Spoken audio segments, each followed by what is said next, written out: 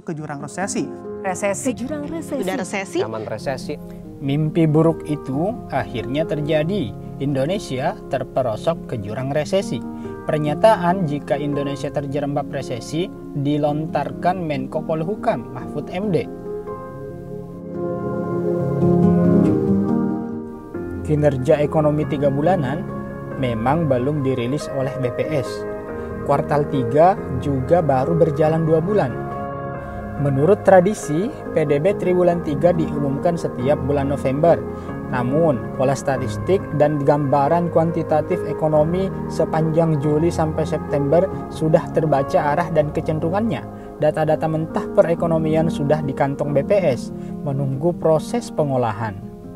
Setelah data September masuk dalam 1 bulan ke depan. Bila lebih dari separuh data-data mentah sudah di tangan BPS, maka Menko Polhukam Mahfud MD diasumsikan mendapat suplai data. Sehingga dengan percaya diri, Pak Mahfud menyampaikan secara terbuka. Indikasi lain Indonesia sudah resesi juga terlihat dari pernyataan para menteri.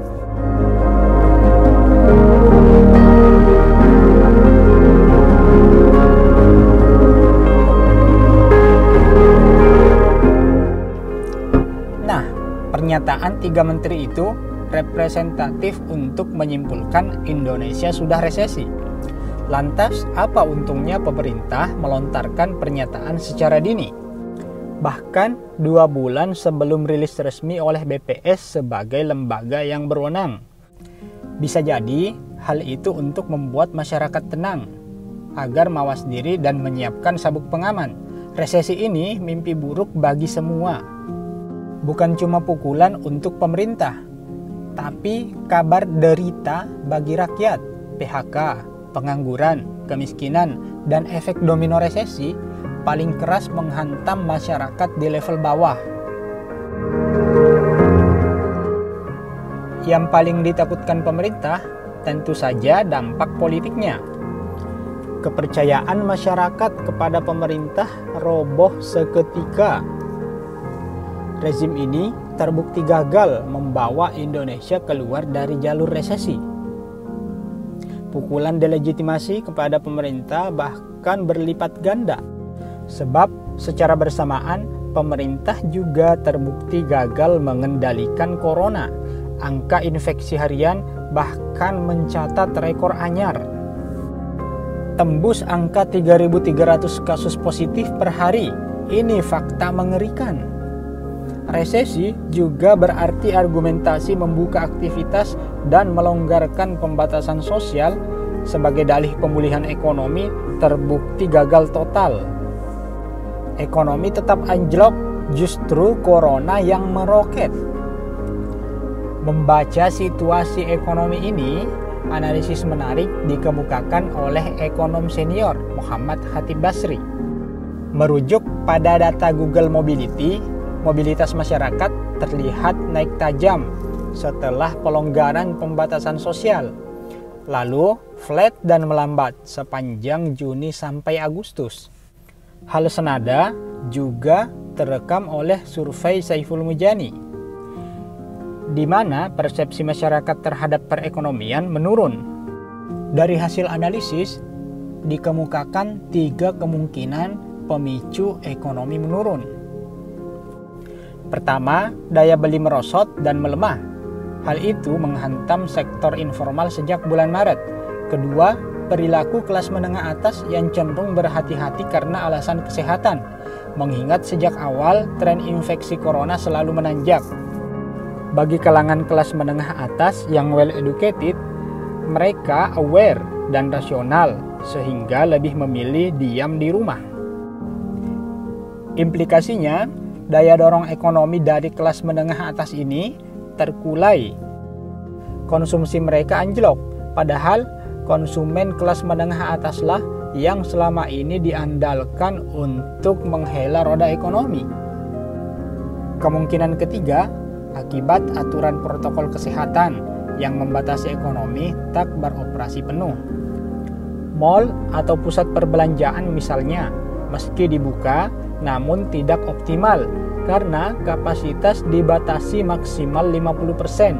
Akibatnya, skala ekonomi tidak tercapai. Sebelum vaksin selesai, protokol kesehatan dan pembatasan itu akan tetap berlaku.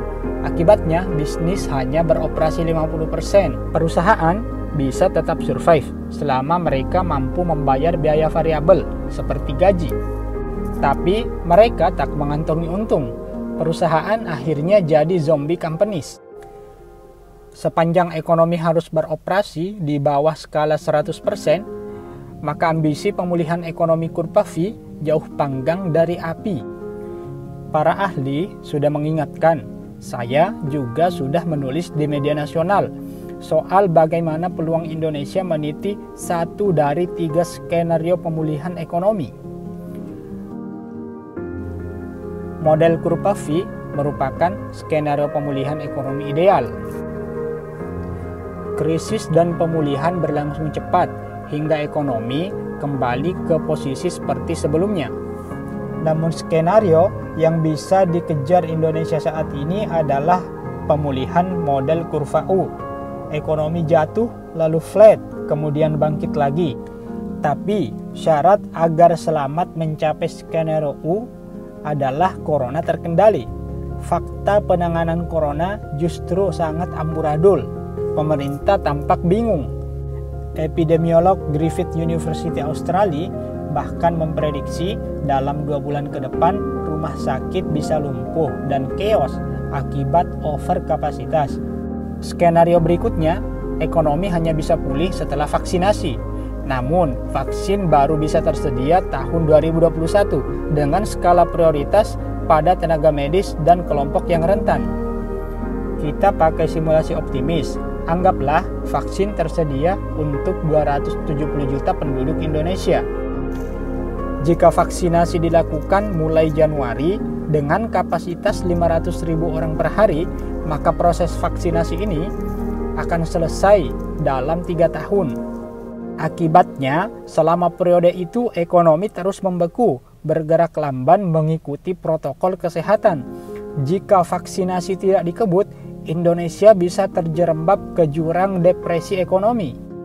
Kini, menyembuhkan ekonomi amat bergantung pada vaksin. Maka perburuan vaksin menjelma jadi ajang perlombaan antar negara di dunia. Semua berpacu ingin vaksin.